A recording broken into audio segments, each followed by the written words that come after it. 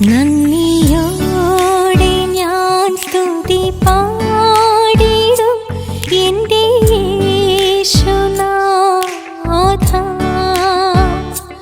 എനിക്കായി നീ ചെയ്തോരോ നന്മയ്ക്കും ഇന്നു നന്ദി ചൊല്ലുന്നു ഞാൻ.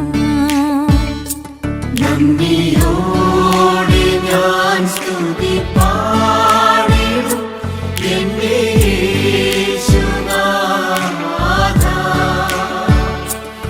എനിക്കായി നീ ചെയ്തോരോ നന്മയ്ക്കും ഇന്നു നന്ദി ചൊല്ലുന്നു ഞാൻ.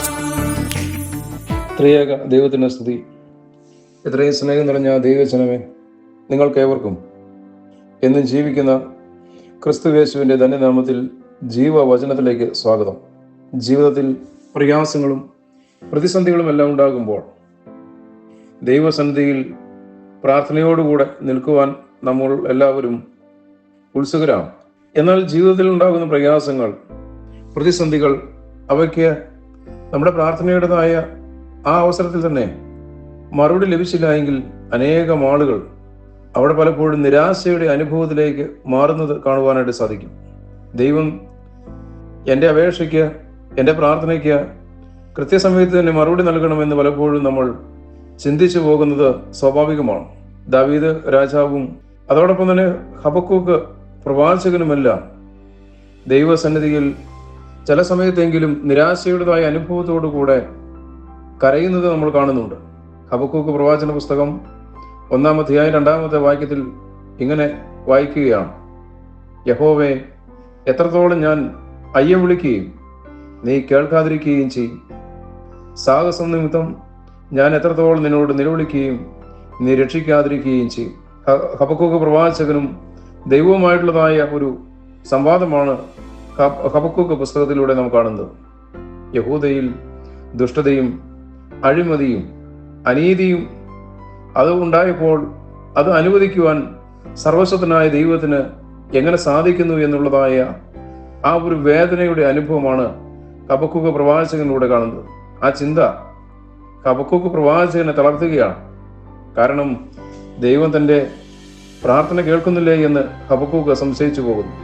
സങ്കീർത്തനക്കാരനായ ദാവീദും ദൈവത്തോട് ഇതേ ചോദ്യം തന്നെ ചോദിക്കുന്നുണ്ട്: യഹോവേ, എത്രത്തോളം നീ എന്നെ മറന്നുകൊണ്ടിരിക്കും? നീ എത്രത്തോളം നിന്റെ മുഖത്തെ ഞാൻ കാണാതെ വണ്ണം മറയ്ക്കും? എത്രത്തോളം ഞാൻ എൻ്റെ ഉള്ളിൽ വിചാരം പിടിച്ച് എൻ്റെ ഹൃദയത്തിൽ ദിവസം പ്രതി ദുഃഖം അനുഭവിക്കേണ്ടി വരും? എത്രത്തോളം എൻ്റെ ശത്രു എൻ്റെ മേൽ ഉയർന്നിരിക്കുമെന്ന് സങ്കീർത്തന പുസ്തകം 13-ാം അധ്യായം 1 മുതൽ 2 വരെയുള്ള വാക്യങ്ങൾ നമ്മൾ കാണുന്നുണ്ട്. ദാവീദ് പിന്നീട് ആ സങ്കീർത്തനത്തിൻ്റെ അവസാനത്തിൽ ദൈവത്തിൽ ആശ്രയം വെക്കുന്നതായിട്ട് നാം വീണ്ടും കാണുകയാണ്. പ്രിയമുള്ളവരെ, ദൈവസന്നിധിയിൽ ദാവീദ് പ്രത്യാശയുടേതായ അനുഭവത്തോടു കൂടെ നിൽക്കുന്നതായ ഭാഗം വീണ്ടും കാണുന്നത് 13-ാം അധ്യായം 5-6 വാക്യത്തിലാണ്. അവിടെ ഇങ്ങനെ കാണുന്നുണ്ട്: ഞാനോ നിന്റെ കരുണയിൽ ആശ്രയിക്കുന്നു, എൻ്റെ ഹൃദയം നിന്റെ രക്ഷയിൽ ആനന്ദിക്കും. യഹോവ എനിക്ക് നന്മ ചെയ്തിരിക്കൊണ്ട് ഞാൻ അവന് പാട്ടുപാടും. പ്രിയമുള്ളവരെ, ദൈവസന്നിധിയിൽ നാം തിരിച്ചറിയേണ്ട കാര്യം എന്നുള്ളത്, നമ്മെ ഇതുവരെയും കാത്തു പരിപാലിച്ച ദൈവം നമ്മെ ഒരു നാളും തള്ളിക്കളയുകയില്ല എന്നുള്ളതാണ്. ഇത് തന്നെ ദാവീദ് പരിപൂർണമായി വിശ്വസിച്ച് ഏറ്റുപറയുകയാണ്. ഹബക്കൂക്ക് പ്രവാചകനും ദൈവവുമായിട്ടുള്ളതായ സംവാദത്തിന് ശേഷം യഹോവയുടെ കരുണയിൽ ആശ്രയിക്കുന്നത് കാണുവാനായിട്ട് സാധിക്കും. വിശ്വാസത്തിന്റെ ആ പരമോന്നതമായ പദവിയിൽ എത്തിച്ചേരുന്ന ഹബക്കൂക്ക് പ്രവാചകൻ പിന്നീട് പറയുന്നുണ്ട്: അത്തിവർഷം തളിർക്കയില്ല, മുന്തിരിവള്ളിയിൽ അനുഭവം ഉണ്ടാകുകയില്ല, ഒലിവ് മരത്തിന്റെ പ്രയത്നം നിഷ്ഫലമായി പോകും, നിലങ്ങൾ ആഹാരം വിളയിക്കുകയില്ല, ആട്ടിൻകൂട്ടം തൊഴുത്തിൽ നിന്ന് നശിച്ചു പോകും, ഗോശാലകളിൽ കന്നുകാലി ഉണ്ടായിരിക്കുകയില്ല. എങ്കിലും ഞാൻ യഹോവയിൽ ആനന്ദിക്കും, എൻ്റെ രക്ഷയുടെ ദൈവത്തിൽ ഘോഷിച്ചുല്ലസിക്കും. യഹോവയായ കർത്താവ് എൻ്റെ ബലമാകുന്നു, അവൻ എൻ്റെ കാൽ പേടമാൻ കാൽ പോലെ ആക്കുന്നു, ഉന്നതങ്ങളിൽ എന്നെ നടക്കുമാറാക്കുന്നു എന്ന് ഹബക്കൂക്ക് പ്രവാചകന്റെ പുസ്തകം 3-ാം അധ്യായം 17 മുതൽ 19 വരെയുള്ള വാക്യങ്ങളിലൂടെ കാണുകയാണ്.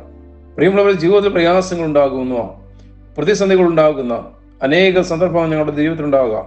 ജീവിതത്തിൽ പലപ്പോഴും ദൈവം നമ്മെ മറന്നുപോയോ എന്ന് നാം ചോദിച്ചു പോകുന്ന ധാരാളം സന്ദർഭങ്ങൾ ഉണ്ടായി എന്ന് നമുക്ക് വന്നേക്കാം. എന്നാൽ ഇതുവരെ നമ്മെ തൻ്റെ ഉള്ളം കയ്യിൽ വഹിച്ചുകൊണ്ട് നടത്തിയ വിധത്തിൽ ആ വിധങ്ങൾ നമ്മൾ മറന്നു പോകരുത്. ഏത് സാഹചര്യത്തിലും നമ്മെ നടത്തുവാൻ ദൈവം മതിയായവനാണ് എന്നുള്ളതായ വസ്തുത ദാവീദിനെ പോലെ ദൈവത്തിൽ ആശ്രയിച്ച് മനസ്സിലാക്കുവാൻ നമുക്ക് സാധിക്കട്ടെ. ദൈവസന്നിധിയിൽ പ്രാർത്ഥനയോടെ നമുക്കായിരിക്കാം. ഹബക്കൂക്കിനെ പോലെ വിശ്വാസത്തിന്റെ അത്യുന്നത പദവിയിലേക്ക് നമുക്ക് പ്രത്യാശയോടെ പറയുവാൻ സാധിക്കട്ടെ. യഹോവയായ കർത്താവ് എൻ്റെ ബലമാകുന്നു, അവൻ എൻ്റെ കാൽ പേടമാൻ പോലെ ആക്കുന്നു, ഉന്നതികളിന്മേൽ എന്നെ അവൻ നടക്കുമാറാക്കുന്നു. ദൈവസന്നിധിയിൽ നമുക്കും വിശ്വാസത്തിന്റെ അനുഭവത്തോടെ ദൈവസന്നിധി ചേർന്ന് നിന്ന് പറയുവാൻ ദൈവം കൃപ നൽകട്ടെ എന്ന് പ്രാർത്ഥിക്കുന്നു. ദൈവം നമ്മെല്ലാവരെയും അനുഗ്രഹിക്കട്ടെ.